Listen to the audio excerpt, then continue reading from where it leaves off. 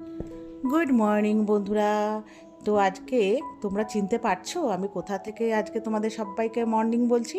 তো দেখো তো তোমরা চিনতে পারো নাকি? আমি রয়েছি আমার মার বাড়িতে।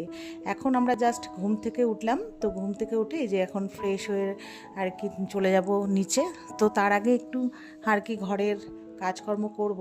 আর তোমরা জানো বন্ধুরা, আজকে আমার মার বাড়িতে আমি এই নিয়ে আগের দিনও ছিলাম, আজকেও রয়েছি। তো প্রথমেই আর কি ঘরটা মুছে নেব, কারণ মা এখন একটু পায়ের প্রবলেমের জন্য একটু অসুবিধা হয়, তাও মা একা একা সব করে নেয়।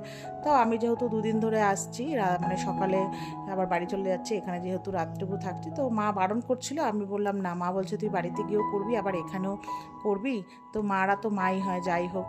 তো যাই হোক বন্ধুরা, আগে জানো তো আমাদের যখন পুরনো বাড়ি ছিল, তখন ওই বাড়িটাকে আমরা খুব মিস করি। যতই হোক আমাদের পুরনো বাড়ি যেমনই থাকুক না কেন, ওই বাড়িটা না অন্য একটা রকম ছিল। যেহেতু ছোটো থেকে আমরা মানে জন্মের পর থেকে ওই বাড়িতে সবাই একসাথে রয়েছি, ঠাকুমা, দুই পিসি, জ্যাঠার মেয়ে, সবাই একসাথে জয়েন্ট ফ্যামিলি ছিল।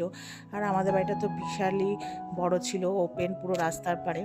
তো আমাদের না একটা অন্যরকম বেশ মজা হতো, কিছু হলেই সবাই আমাদের বাড়িতে একসাথে আনন্দ হতো, হতো। আর এখন না বাড়ি মানে আলাদা আলাদা সব হয়ে যাওয়াতে এখন যতই দোতলা হোক, তিনতলা হোক, এখন সেই আগের মতো কিন্তু এই মার বাড়িতে আসলে খুব একটা ভালো লাগে না। মনে হয় মার বাড়িতে আসি যখন নাকি ভাবি যে মার বাড়িতে আসবো, তখন হয়তো মন ছুটে যায় মার সাথে একটু দেখা করে আসি, সময় কাটিয়ে আসি ঠিকই। আবার কিছুক্ষণ থাকার পর না মনে হয় দূর বাড়ি চলে যাই, বাড়িতেই ভালো।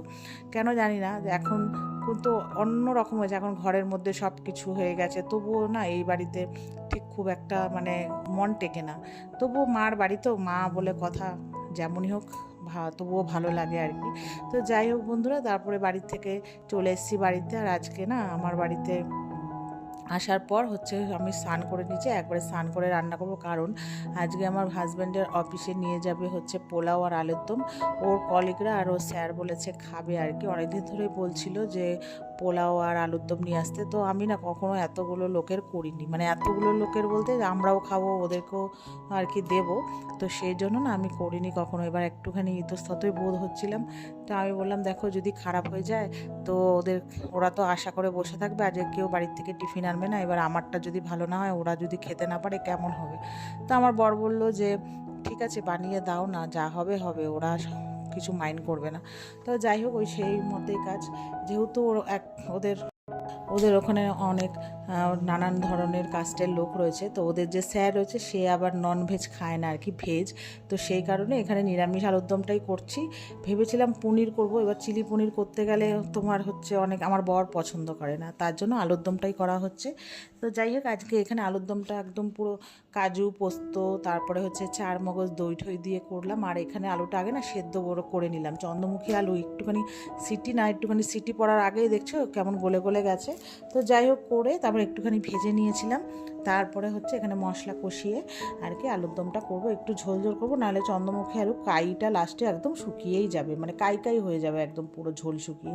আর এদিকে তো পোলাওটা করবো, ওইদিকে গোবিন্দভোগ চালটাকে ধুয়ে মানে ঝরাতে দিয়েছি, তারপর শুকিয়ে মানে শুকনো হওয়ার পরে আদা বাটা, তারপরে গরম মশলা দিয়েছি গুঁড়ো, কাজু আর কিশমিশ ভেজে নেবো এইদিকে। আর এইদিকে হচ্ছে হলুদ, নুন, চিনি দিয়ে পুরো একদম ঘি দিয়ে ওকে ভালো করে আর কি মেখেছি। মাখার পর ওই যে প্রেশারে তেল আর হচ্ছে ঘি গরম করে গরম মশলা দেওয়ার পর, ফোড়ন দেওয়ার পর আর হচ্ছে তারপর ওই যে দিয়ে দিয়েছি রাইসটা। তো দিয়ে ভাজা ভাজা করে তারপরে যা রাইস, তার থেকে একটু বেশি পরিমাণে জল দিয়ে আর কি বানিয়ে যাবে। খুব টেনশানে ছিলাম, যেহেতু কখনো এতটা বানাই না, দেখে বুঝতেই পারছো, দেখো পুরো প্রেশার একদম উপচে পড়ছে। আর আমি তো 7-7 14 মিনিটে পোলাও বানাই, তোমরা এতদিনে অন্তত অনেকবারই দেখে নিয়েছো আর বুঝেও গেছো। তো আর আজকে যেহেতু না জলটা একটু নিয়ে টেনশন হচ্ছিল, বুঝতে পারছিলাম না কি হবে কি হবে না। তো যাই হোক হয়েছে বেশ। আমি তো দেখে এত ঠাকুর, আমি জানো ঠাকুরকে এতবার ডাকছিলাম, ঠাকুর এত কষ্ট করে করছি, ওরা আমার জন্য যদি না খেতে পারে আমার খুব খারাপ লাগবে। তার থেকেও খারাপ লাগবে যে এই যে ভাতটা পুরো নষ্ট হবে, কে খাবে বলো? তো যাই হোক, ঠাকুর সত্যি বলছি ভগবান আছে, তো সেই জন্য ভগবান আমাকে মুখ তুলে তাকিয়েছে আমার দিকে। তো আজকে ফ্রাইড রাইসটা এক ঝরঝরা হয়েছে। আমি তারপরে সবাইকে বেড়ে দিচ্ছি, মানে আমার হাজব্যান্ডের জন্য, আমার ওর কলিগদের জন্য, মানে সব টিফিন বাটিতে বেড়ে বেড়ে দিচ্ছি, আর একটাতে আলুর দম দিয়ে দিয়েছি।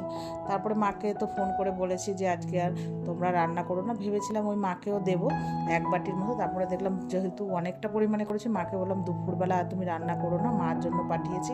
আর মাসির বাড়িতে মাসির ছোট ছেলে এসেছিলো, তো ওকেও দিয়েছি।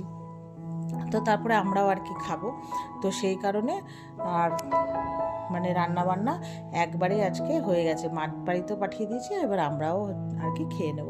তো যাই হোক, আমার পাশের বাড়ি বান্ধবীকে দেওয়ার ইচ্ছে ছিল, কিন্তু দেখলাম যে পোলাওটা আর কি একটু শর্ট হয়ে গেছে, ওই জন্য আর দিইনি। তো চলো বন্ধুরা, আজকে এই পর্যন্তই, টাটা।